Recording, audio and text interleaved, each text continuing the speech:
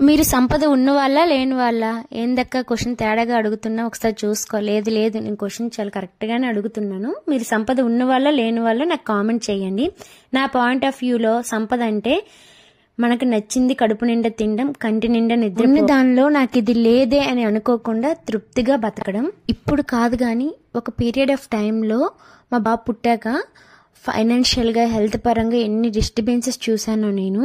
ఆ టైంలో నాకు అది నరకంలా అనిపించింది. కానీ దాని నుంచి బయటకు వచ్చాక రియాలిటీ ఏంటో అర్థమైంది. నాకు ఉన్నా లేకపోయినా ఎలా సర్దుకుపోవాలో అర్థమైంది. ఆ టైంలో బాధపడ్డాను, కానీ ఆ తర్వాత నుంచి ఎన్ని స్ట్రగుల్స్ వచ్చినా, ఎంత బాధపడినా హ్యాపీగానే ఉన్నాను నేను. ఎలాంటి సిచ్యువేషన్లోనైనా మనం బెదిరిపోకుండా స్ట్రాంగ్ గా నిలబడుతున్నామంటే అదే మన దగ్గర ఉన్న సంపద. దీనికి మీరేమంటారు? మరి మీ యాంగిల్లో సంపద అంటే ఏంటో నాకు కామెంట్ చేయండి. ఈ వీడియో కానీ నచ్చితే లైక్ అండ్ సబ్స్క్రైబ్ చేసుకోండి.